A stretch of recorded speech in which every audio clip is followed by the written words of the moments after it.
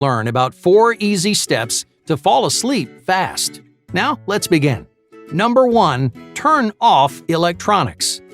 Do you fall asleep with the TV on, or maybe you browse social media before bed? Whether you're looking at your phone, your computer, or a TV screen, your technology might be keeping you up. A 2014 study looked at the sleep patterns of over 700 teenagers. Each one used some form of technology at night.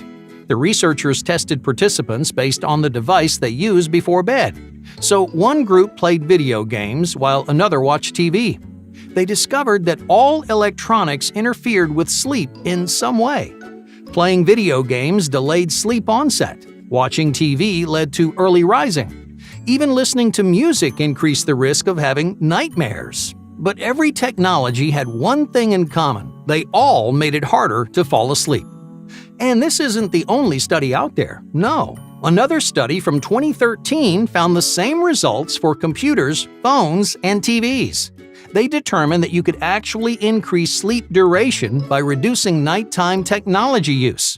A third study added that turning off devices an hour earlier would significantly increase the length and depth of your sleep. So, why is technology so damaging? Well, the first and most obvious problem is the screen itself. Computers, phones, and TVs emit what's called blue light, which restricts the production of a hormone called melatonin. Our bodies release melatonin into the bloodstream to reduce alertness. In other words, it makes us tired. This process usually starts around 9 o'clock at night. The start time can fluctuate depending on when you go to bed, but will continue for about 12 hours afterwards. Ideally, melatonin should enter your bloodstream a few hours before bed. That way you have time to relax and gradually drift off to sleep.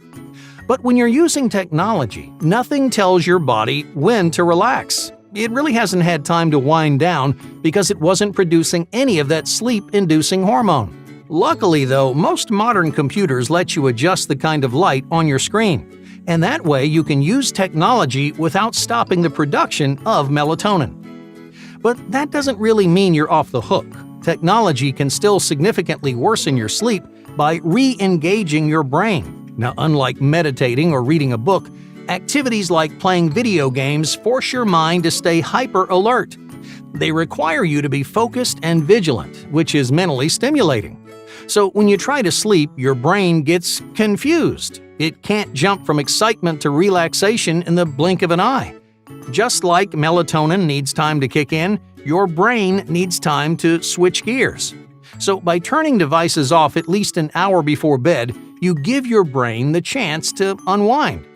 Last but not least, technology can ruin your sleep by interrupting deep sleep.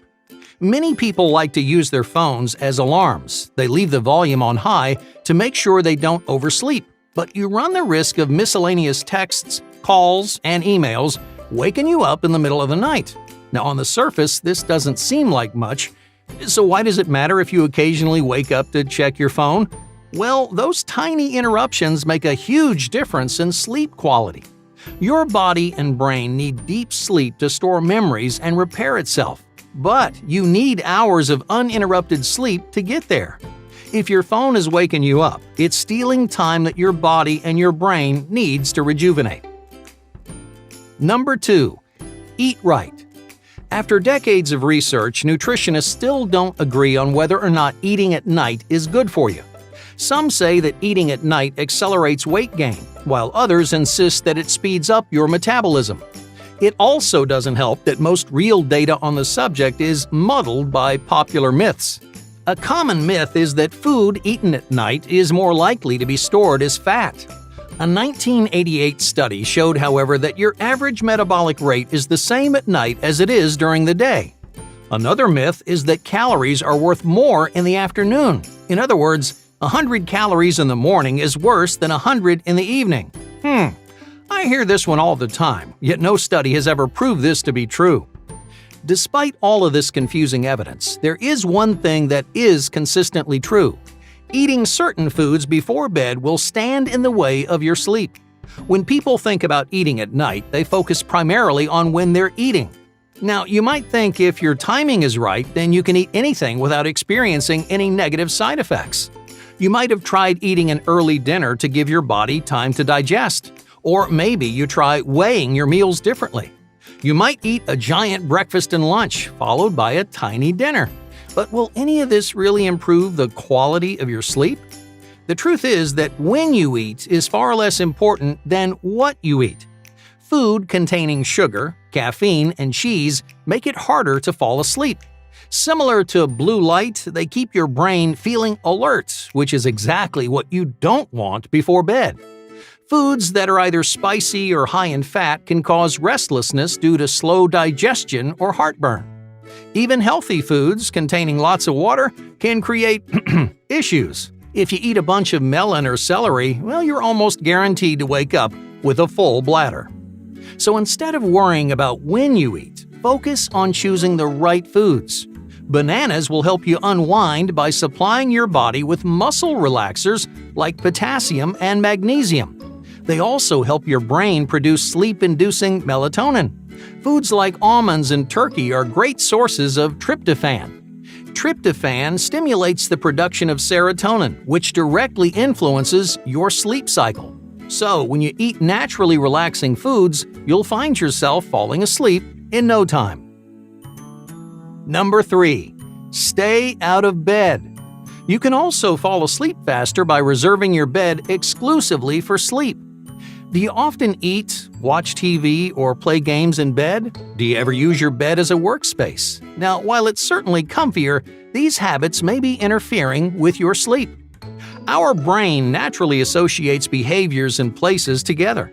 For example, when you go to work, your brain recognizes where you are and what that means. You don't feel like watching a movie or kicking your shoes off because that's not what you do in this environment. But if you start binging Netflix at work, your brain would start to associate the two together. So the same thing applies to your bed. When you work in bed, you're creating new associations. Your bed isn't just for sleep anymore, so your brain doesn't know how to feel. Should it be alert and productive like you are at work, or should it be relaxed like you are at night? You usually end up with an unhelpful blend. You won't feel as motivated to work, but you'll also struggle to unwind. You can avoid this behavioral confusion by making your bed a sanctuary of sleep. Just try to keep all meals, technology, and work in another room. And that way, when you do finally climb into bed, your body will know exactly what to do. Number 4. Don't force it. No matter how much you want to, you can't force yourself to fall asleep. When you have a test or interview in the morning, few things are more frustrating than lying awake watching the minutes go by. It's dark, it's quiet, and it's comfortable, yet your mind is racing. You know you need to be well rested, but you just can't stop tossing and turning. You imagine how tired you're going to be in the morning. It starts to feel like your whole future depends on falling asleep right at this second. So why can't you? Why do you get a sudden bout of insomnia every time something important happens? Stress and sleep, they just don't mix. Whether it's physical or mental, stress makes you feel stimulated and alert. It floods your body with hormones like cortisol, which supply you with an unwanted boost of energy. And to make matters worse, stress builds on itself. Even the tiniest bit of self-doubt can escalate so much that it takes hours before you can finally relax. Now, this is especially common before bed because you're out of distractions. Usually you can work, read, or exercise to occupy your brain. But when you're lying there in the dark, it can feel like you're trapped with your own thoughts. So, what can you do about it? Well, first, you should try to figure out what's keeping you awake. Are you feeling unprepared? Are you worried about failing? Once you figure it out, concentrate on it.